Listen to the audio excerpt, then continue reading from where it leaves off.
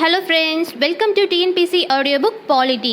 இன்றைக்கி நம்ம சிலபஸில் எந்த டாபிக் கவர் பண்ண போகிறோம் அப்படின்னு பார்த்தீங்கன்னா, salient features of the constitution.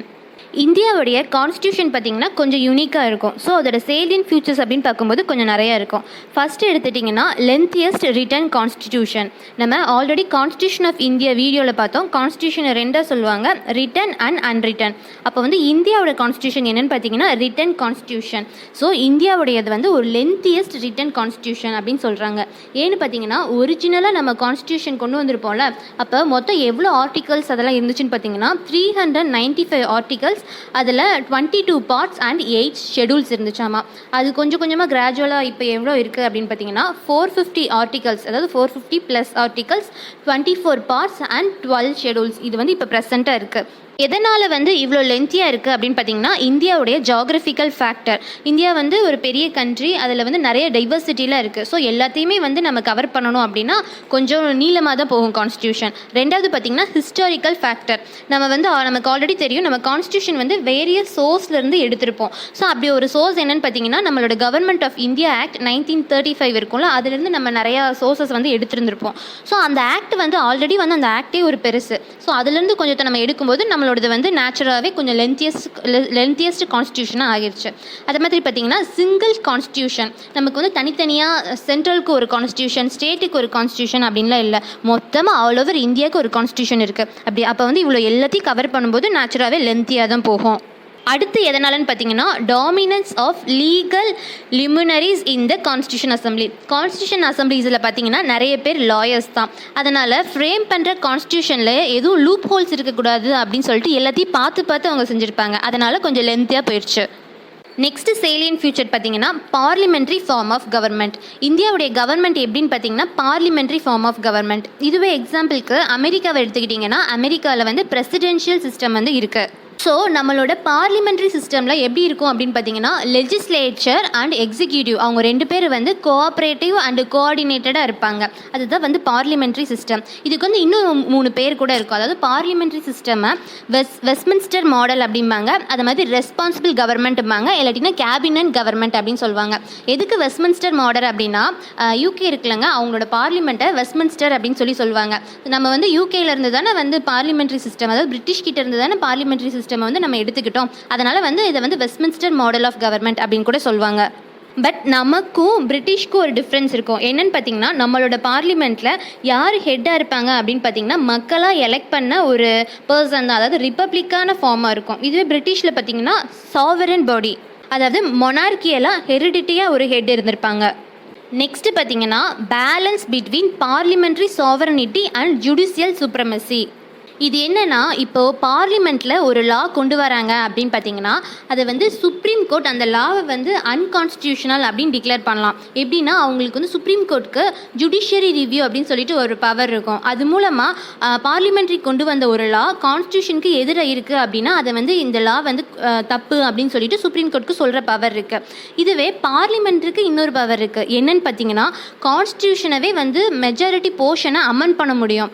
அது எப்படின்னு பார்த்தீங்கன்னா ஆர்டிகல் 368 இருக்கு இல்லையா, அது மூலமாக பார்லிமெண்ட்டுக்கு கான்ஸ்டியூஷனை அமெண்ட் பண்ணுற பவரே இருக்குது.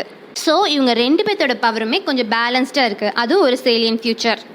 நெக்ஸ்ட் பார்த்தீங்கன்னா இன்டெகிரேட்டட் அண்ட் இண்டிபெண்டன்ட் ஜுடிஷியரி. நம்ம ஜுடிஷியரி சிஸ்டம் எப்படி இருக்குன்னு பார்த்தீங்கன்னா இண்டிபெண்ட்டாகவும் இன்டெகிரேட்டடாகவும் இருக்குது. இன்டெகிரேட்டட் அப்படின்னு சொன்னீங்கன்னா எப்படின்னா சுப்ரீம் கோர்ட் இருக்கு இல்லையா, அதுதான் டாப்பாக இருக்கும். அது கீழே அப்படியே ஹைரார்கி ஆஃப் கோர்ட்ஸ் இருக்கும். அதாவது அதுக்கு கீழே ஒவ்வொரு ஸ்டேட் லெவலில் ஒரு ஹை கோர்ட், அதுக்கு கீழே ஒரு சப்பார்டினேட் கோர்ட், அப்புறம் டிஸ்ட்ரிக்ட் கோர்ட், அதுக்கு கீழே லோவஸ்ட் கோர்ட் அப்படின்னு சொல்லிட்டு ஒரு ஹைரார்கியல் ஆர்டர் இருக்குது. இது இன்டெகிரேட்டட் அப்படின்னு சொல்லுவாங்க. இதுவே இண்டிபெண்டன்ட் ஜுடிஷியரின்னு ஏன் சொல்கிறாங்கன்னா இப்போது ஒரு சர்வீஸ் இண்டிபெண்ட் அப்படின்னு சொல்கிறாங்கன்னா அதுக்கு ஒரு ஃபேக்டர்ஸ் இருக்குது. என்னெல்லான்னு பார்த்தீங்கன்னா செக்யூரிட்டி ஆஃப் டென்யூர், அதாவது ஜட்ஜஸ்க்கெல்லாம் அவங்களோட டென்யூர்லாம் ஒரு செக்யூர்டாக இருக்குது. அதே மாதிரி ஃபிக்ஸ்டு சர்வீஸ் கண்டிஷன், அவங்களோட சர்வீஸ் கண்டிஷன்ஸ்லாம் ஆல்ரெடி ஃபிக்ஸ்டு. அவங்களுக்கு சர்வீஸ் கொடுத்ததுக்கு அப்புறமா அதில் எந்த சேஞ்சஸுமே கொண்டு வர மாட்டாங்க. அதே மாதிரி அந்த சுப்ரீம் கோர்ட்டோட எக்ஸ்பென்சஸ்லாம் எப்படி வருது அப்படின்னா charge on consolidated fund of India. இந்த மூணும் எந்தெந்த சர்வீஸ்க்குலாம் இருக்கோ அதை இண்டிபெண்டன்ட் சர்வீஸ் அப்படிம்பாங்க. இப்போ நம்மளோட கான்ஸ்டியூஷனில் ஜுடிஷியரி இண்டிபெண்டன்ட் அப்படின்னு சொல்கிறதுக்கு இதெல்லாம் ஒரு ரீசன்ஸ். அந்த தேர்ட் பாயிண்ட், அந்த கன்சாலிடேட்டட் ஃபண்ட் ஆஃப் இந்தியா சொன்னேன்ல, அது எதுக்குன்னு பார்த்தீங்கன்னா, நமக்கு வந்து அப்போ ஃபண்டு எடுக்கிறதுக்காக நமக்கு வந்து லெஜிஸ்லேச்சரோட ஒரு அப்ரூவல் தேவையில்லை. ஏன்னா கொஞ்சம் இண்டிபெண்ட்டாக இருக்காங்களா, அதனால் அந்த பாயிண்ட்டு. நெக்ஸ்ட்டு பார்த்தீங்கன்னா ட்ரான் ஃப்ரம் வேரியஸ் சோர்சஸ். நம்மளோட கான்ஸ்டிடியூஷனை நிறைய சோர்சஸ்லேருந்து நம்ம எடுத்திருப்போம். அதாவது நம்ம இந்தியாவுக்கு எந்த இதெல்லாம் பொருந்துமோ அதை மட்டும் எடுத்திருப்போம். எக்ஸாம்பிளுக்கு நம்மளோட கான்ஸ்டியூஷனில் இருக்கிற ஸ்ட்ரக்சரல் பார்ட் அப்படின்னு சொல்லுவாங்க, அதை வந்து கவர்மெண்ட் ஆஃப் இந்தியா ஆக்ட் 1935 இருக்குல்ல, அதுலேருந்து எடுத்திருப்போம். அதே மாதிரி ஃபிலாசபிக்கல் பார்ட் அப்படின்னு சொல்லிட்டு இருக்கோம், அதை வந்து அமெரிக்கன் அண்ட் இரிஸ் கான்ஸ்டியூஷன்லேருந்து நம்ம எடுத்திருப்போம். இதுவே பொலிட்டிக்கல் பார்ட் ஆஃப் த கான்ஸ்டியூஷனை பிரிட்டிஷ் கான்ஸ்டியூஷன்லேருந்து எடுத்திருப்போம். இந்த 3 பாயிண்ட்டும் இம்பார்ட்டன்ட். இதை வந்து நமக்கு ப்ரிலிம்ஸில் கேட்பாங்க. அதே மாதிரி வேறு சோர்சஸ்லாம் என்ன அப்படிங்கிறத வந்து நம்ம எல்லா சேலியன்ட் ஃபியூச்சர்ஸையும் பார்த்துட்டு நம்ம கடைசியாக பார்த்துடலாம். நெக்ஸ்ட் ஃபியூச்சர் என்ன அப்படின்னு பார்த்தீங்கன்னா blend of rigidity and flexibility. இந்தியாவுடைய கான்ஸ்டிடியூஷனை ரொம்ப ரிஜிடான கான்ஸ்டியூஷன் இல்லை ரொம்ப ஃப்ளெக்சிபிளான கான்ஸ்டியூஷன் அப்படின்னு சொல்ல முடியாது. ரெண்டும் சேர்ந்த ஒரு பிளெண்டு தான் நம்மளோட கான்ஸ்டியூஷன். ஏன்னு பார்த்தீங்கன்னா, இப்போ ரிஜிடான கான்ஸ்டியூஷன் அப்படின்னு சொன்னீங்கன்னா ஏதாவது ஒரு அமெண்ட்மெண்ட் கொண்டு வரணும்னா ரொம்ப ஸ்பெஷல் ப்ரொசீஜர்லாம் ஃபாலோ பண்ண வேண்டியதாக இருக்கும்.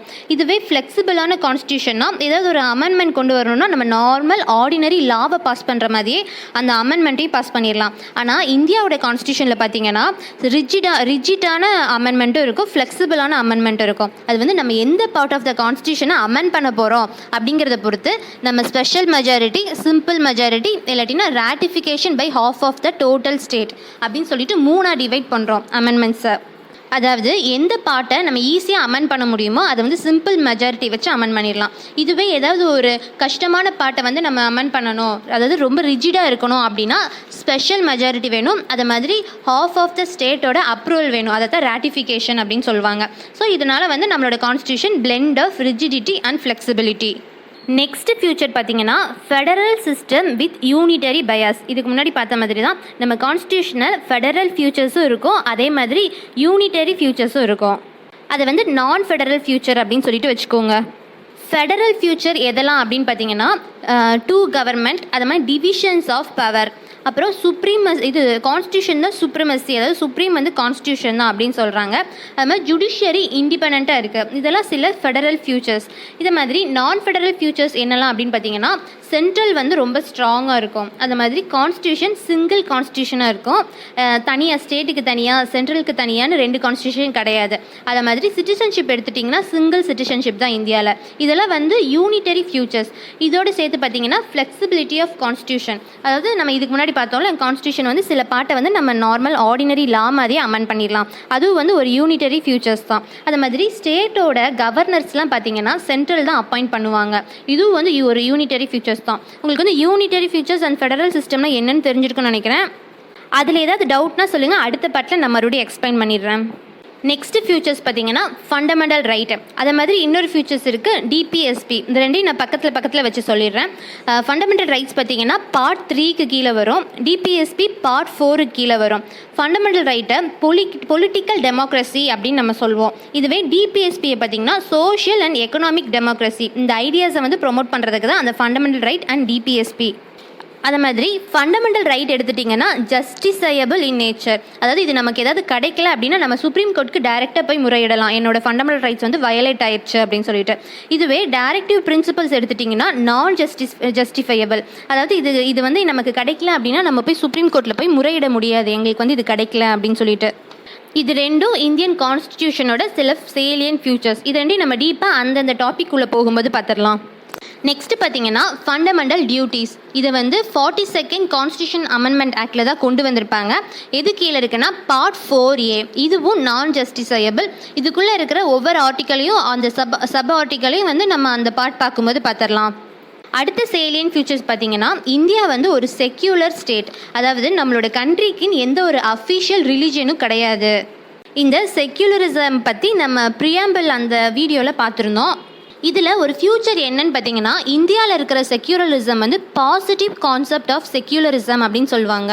அதாவது என்னென்னா இருக்கிற எல்லா ரிலிஜனுக்கும் ஈக்குவலான ரெஸ்பெக்ட் அண்ட் ஈக்குவலான ப்ரொடெக்ஷன் அது கொடுக்கறது தான் பாசிட்டிவ் செக்யூலரிசம். அதாவது எந்த ஒரு ரிலிஜனும் அடுத்த ரிலிஜனை தாண்டி மேலேயும் கிடையாது கீழேயும் கிடையாது.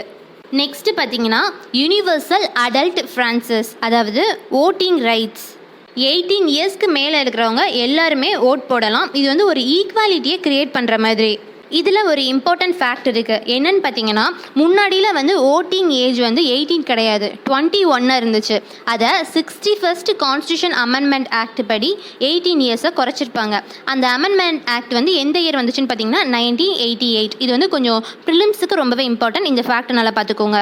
நெக்ஸ்ட் பார்த்தீங்கன்னா சிங்கிள் சிட்டிசன்ஷிப். இந்தியாவில் சில ஃபெடரல் கேரக்டர் இருந்தாலும் இந்தியாவில் வந்து ஒரே ஒரு சிங்கிள் சிட்டிசன்ஷிப் தான் இருக்குது. அதுதான் இந்தியன் சிட்டிசன்ஷிப். ஸ்டேட்டுக்குன்னு தனியாக எந்த ஒரு சிட்டிசன்ஷிப்பும் கிடையாது. ஸோ இந்தியாவில் இருக்கிற எல்லா சிட்டிசன்ஸ்க்கும் same political and civil rights இருக்குது. நெக்ஸ்ட் பார்த்தீங்கன்னா இண்டிபெண்டன்ட் பாடி. நிறையா எலெக்ஷன் கமிஷன், ஸ்கேக் அதாவது controller and auditor general, UPSC, state public service commission அப்படிங்கிற மாதிரி நிறைய இண்டிபெண்டன்ட் பாடிஸ்லாம் இருக்குது. இண்டிபெண்டன்ட் அப்படிங்கிறது எதை டினோட் பண்ணுதுன்னு நம்ம அந்த அப்பவே ஜுடிஷியரிக்கு பார்த்தோம்ல, சேம் அது வந்து இந்த இண்டிபெண்டன்ட் பாடி எல்லாத்துக்குமே பொருந்தும். அடுத்து பார்த்தீங்கன்னா எமர்ஜென்சி ப்ரொவிஷன். இதில் வந்து நம்ம எந்த ஆர்டிக்கல் அப்படின்னு மட்டும் பார்த்துக்கலாம். ஆர்டிக்கல் 352 அது வந்து நேஷ்னல் எமர்ஜென்சிக்கு. அடுத்து பார்த்தீங்கன்னா ஆர்டிக்கல் 356 இது ஸ்டேட் எமர்ஜென்சி, அதை வந்து பிரசிடென்ட் ரூல் அப்படின்னு சொல்லுவாங்க. அதிலே வந்து இன்னொன்று சப் மாதிரி இருக்கும், ஆர்டிக்கல் 365. இது எதுக்குன்னா failure to comply with the direction of the centre கொடுக்கறத வந்து சொல்கிற இதை வந்து நம்ம ஃபாலோ பண்ண முடியல அப்படின்னா ஆர்டிக்கல் 365. அதுக்கடுத்து ஃபினான்சியல் எமர்ஜென்சி, இது வந்து ஆர்டிக்கல் 360. ஃபஸ்ட்டு இந்த மூணையும் பார்த்தீங்கன்னா ஒரு 4 தான் டிஃப்ரென்ஸ் இருக்கும். நேஷனல் எமர்ஜென்சிக்கும் ஸ்டேட் எமர்ஜென்சிக்கும் 4 டிஃப்ரென்ஸ், 52 + 4 6. அதுக்கும் ஃபினான்ஷியல் எமர்ஜென்சிக்கும் ஒரு +4 இருக்கும், அதாவது 60. நடுவில் அந்த failure to comply with the direction of the centre இருக்குல்ல, அது வந்து அந்த ஸ்டேட் எமர்ஜென்சியில் ஒரு பார்ட் தான். ஸோ அந்த கடைசி 2 நம்பரை மட்டும் திருப்பி போட்டுக்கோங்க, இப்படி ஞாபகம் வச்சுக்கோங்க. Last feature 3 tier government. இந்தியாவில் வந்து லோக்கல் கவர்மெண்ட் இருக்குது, அதாவது 73rd 74 கான்ஸ்டியூஷன் அமெண்ட்மெண்ட் ஆக்டில் கொண்டு வந்தாங்களே பஞ்சாயத் அண்டு முனிசிபாலிட்டி. அதுக்கு மேலே அப்புறம் ஸ்டேட் கவர்மெண்ட், அதுக்கப்புறமா சென்ட்ரல் கவர்மெண்ட். இப்படி வந்து 3 டயர் கவர்மெண்ட் நம்மக்கிட்ட இருக்குது. இதெல்லாம் தான் salient features of the constitution. Next வீடியோவில் நம்ம இம்பார்ட்டன்ட் பார்ட்ஸ், ஒவ்வொரு பார்ட்டும் எது எதுக்கு கீழே வருது, அதை மாதிரி ஷெடியூலில் என்னென்னலாம் வருது, அதை மாதிரி நம்ம கான்ஸ்டியூஷன் வேரியஸ் சோர்ஸஸ்லேருந்து எடுத்தாங்கன்னு பார்த்தோம்ல, அதில் இம்பார்ட்டண்ட்டான சோர்ஸஸ் இது எல்லாமே வந்து ப்ரிலிம்ஸ் பாயிண்ட் ஆஃப் வியூவில் ரொம்பவே இம்பார்ட்டன்ட்.